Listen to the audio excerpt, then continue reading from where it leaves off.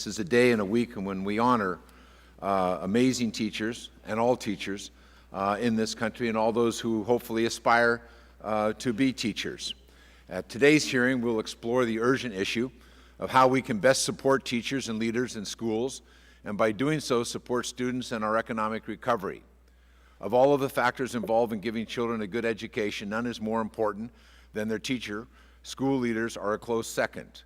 Yet, despite its unique role of helping shape our future generations, we still don't treat teachers as professionals. We all know the stories of incredible teachers who are having success in closing the achievement gap, keeping kids in schools and helping students excel. But 14% of the teachers stop teaching after their first year. More than a third leave after 3 years, and almost 50% leave within 5 years. It is clear that we have to do a much better job of recruiting, retaining, rewarding, and supporting excellent teachers and leaders. We have to do a much better job of making the classroom reflect a modern workplace. And we have to do a much better job at ensuring that teacher talent is distributed equally in a district so that students who need the best teachers have access to them. In almost every school district across the country, the schools and students most in need of funding often get the fewest resources. Children in the highest poverty, high minority schools are assigned to teachers without strong backgrounds in their subject matter at twice the rate as children with wealthier schools. This leaves us with an embarrassing and persistent achievement gap in this country and poses a real threat to our economic recovery and to our global competitiveness.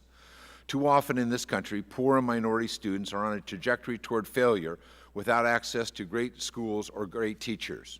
On average, African American and Hispanic students reach fourth grade 3 years behind their white peers. Only slightly more than half of the Hispanic and African American students graduate high school on time compared to over 3/4 of the white students. High school dropouts can have an enormous economic impact on our local communities and on our nation as a whole. In fact, one high school dropout will cost the nation more than $250,000 in lost wages, taxes, and productivity over the course of his or her lifetime. Altogether, dropouts in the class of 2008 will cost this country nearly $319 billion in wages over their lifetime. But research shows that given the right resources, we can change the fortune for many of these students. In Los Angeles, for example, a study shows us that if the district were to replace the least effective teachers with the most effective teachers for 4 years, it would completely close the achievement gap. That's stunning, and we'll examine whether or not it's true. These studies, you got to love them, huh? Excellent teachers are the key to success in our schools. But we won't be able to resolve the many challenges facing our schools unless we change the way we treat teachers, talk about teachers, and think about teachers.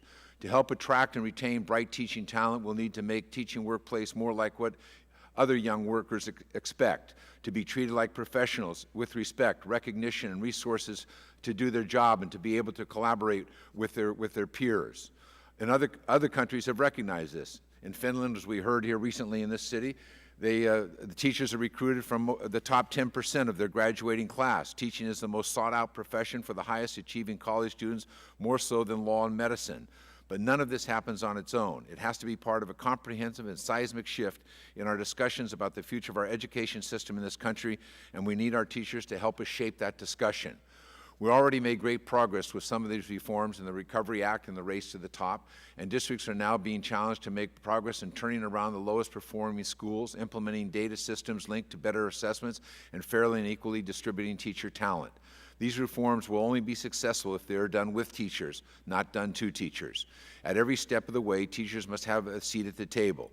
We need to reward teachers whose students are making significant gains in the classrooms. We need to provide teachers with the means and the time to help share their skills with less experienced teachers, and we need to encourage team effort in the schools. We also need to be smarter about where principals are placed in the district. Research shows that a leader's skills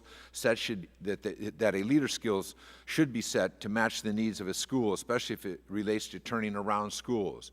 If we're serious about closing the achievement gap and ending the high school dropout crisis, about regaining our global competitiveness in the world, then we'll have to take a serious look at supporting teachers.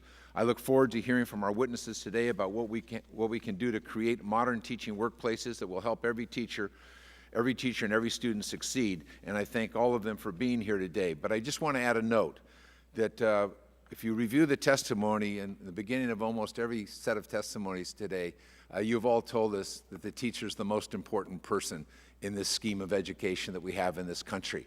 And those very same people now are looking at a series of layoffs due to a financial situation and economic condition that was not of their making. The financial scandals of Wall Street have stripped local communities of the tax revenues that they historically rely on to finance schools. Local taxes, property taxes, sales taxes, and as do the states.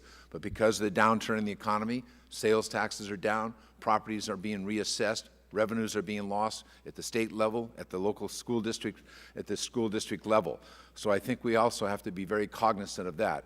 I've introduced legislation, Senator Harkin has introduced legislation to try and stem, to the extent that we can, those layoffs. It's estimated that somewhere between 250 to 300,000 teachers, really school personnel, not just teachers, but others who make it so important to the support and the running of local schools, are facing layoffs at the beginning of the budget year this June.